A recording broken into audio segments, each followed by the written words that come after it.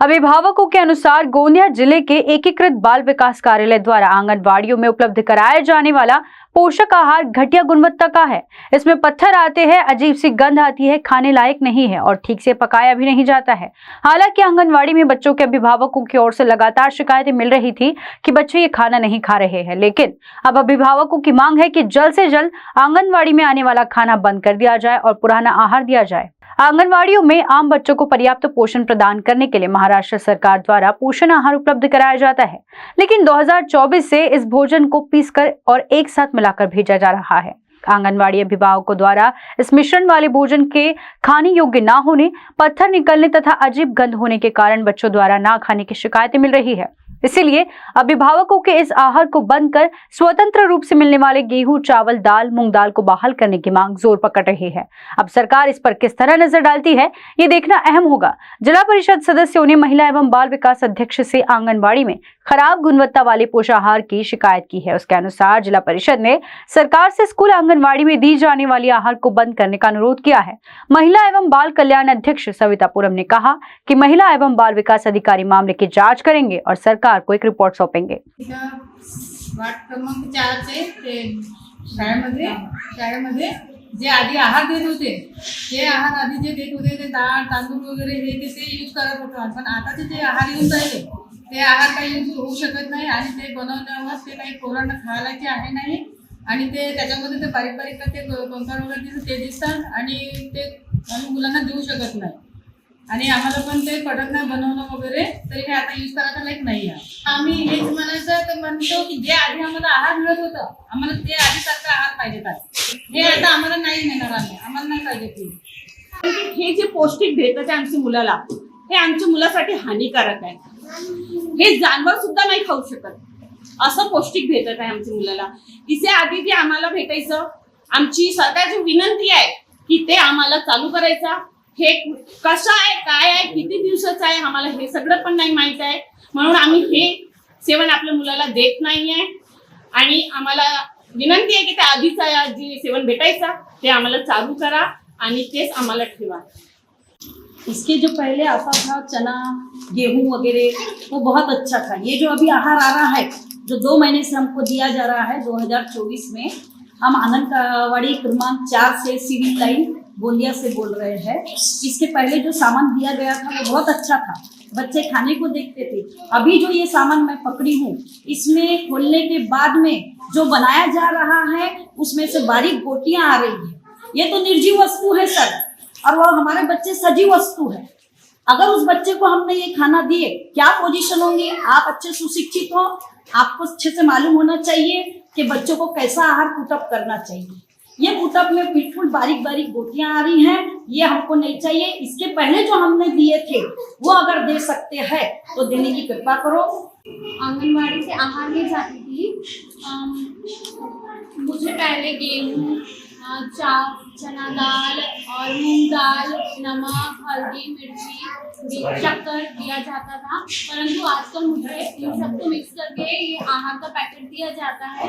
ये आहार के पैकेट में सब चीज़ें मिक्स है, पर हमें नहीं पता क्या मिक्स है और इसको खाने पे ये पकता भी नहीं है प्रॉपरली और इसके अंदर से काले काले पत्थर निकलते हैं और इसका एक स्मेल आती है जब इस पैकेट को फाड़ा जाता है और ये स्वादिष्ट भी नहीं लगता, बिल्कुल स्वाद नहीं आता। तो मेरी शासन से यही गुहार है कि हमें जो पहले आहार दिया जाता था, अगर आप वही दे, हमें ये आहार ना दे, हम ये खाने योग्य आहार नहीं है, हम इसे नहीं ले जा सकते, ना ही अपने बच्चों को ये आहार खिला सकते। अंगणवाडी मध्ये देण्यात येणारा हा निकृष्ट दर्जाचा आहार दिल्यामुळे मुलांच्या आरोग्यावर काही परिणाम होऊ शकते। या कारणाने पूर्वी जो देण्यात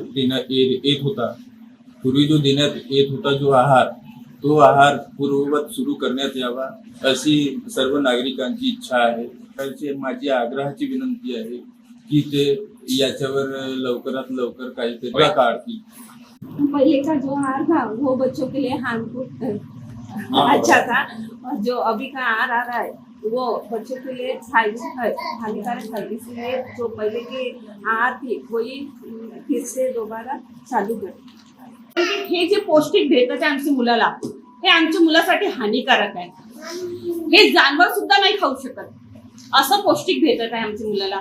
तिचे आधी जे आम्हाला भेटायचं, आमची सरकारची विनंती आहे की ते आम्हाला चालू करायचा. हे कसं आहे, काय आहे, किती दिवसाचं आहे, आम्हाला हे सगळं पण नाही माहित आहे. म्हणून आम्ही हे सेवन आपल्या मुलाला देत नाहीये. आणि आम्हाला विनंती आहे की त्या आधीचा जे सेवन भेटायचा ते आम्हाला चालू करा आणि तेच आम्हाला ठेवा.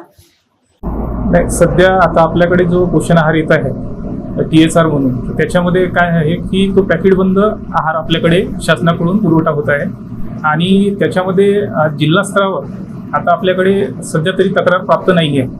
आणि प्रकल्प स्तरावर जर अशी कुठली तक्रार होत असेल की हा आहार खाण्यायोग्य नाही आहे किंवा पॅकेट बंद फुटलेले आहेत, तर आपण काय करतो की एखाद्या पॅकेट जर फुटलेले असतील किंवा एक्सपायरी डेट जर एखाद्याची जवळ आलेली असेल, तर असा जो आहार असेल तर आपण सर्व प्रकल्पाला आणि सर्व अंगणवाडी सेविकांना आपण असं सांगितलेलं आहे स्पष्ट सूचना की आहार हा पॅकेट बंदच घेण्यात यावा आणि त्याच्यावरची डेट जी आहे ती तपासूनच आहार स्वीकारण्यात यावा.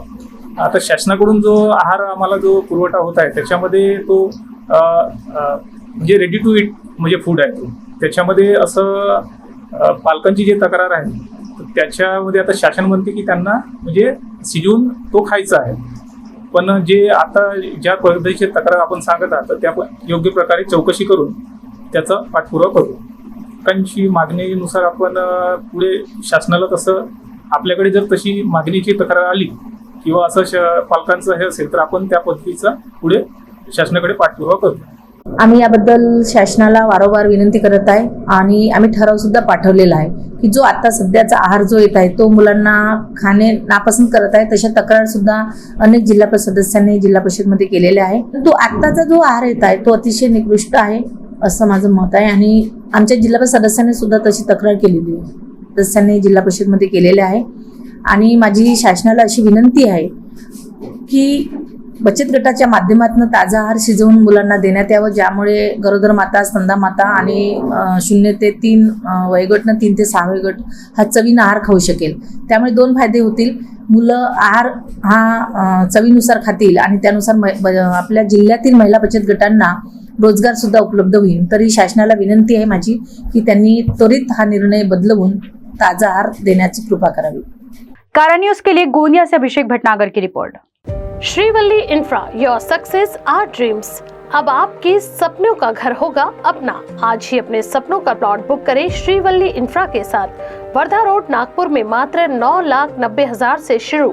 महारेरा रजिस्टर्ड लेआउट, सुकली हिंगना, झरी वर्धा रोड, पांचरी फार्म, शंकरपुर, बुट्टीबोरी, मोहगांव, जामठा, मिहान जैसे लोकेशन पर पाएं विशेष सुविधाएं जैसे cement road, water pipeline, drainage line, electricity with attractive gate and many more facilities are available. 80% bank finance are also available. For more details, please contact 0712 350 7162. Office address F2122 Jayanti Nagri 4 above Purti Super Bazaar, Manish Nagar, Besa Road, Nagpur.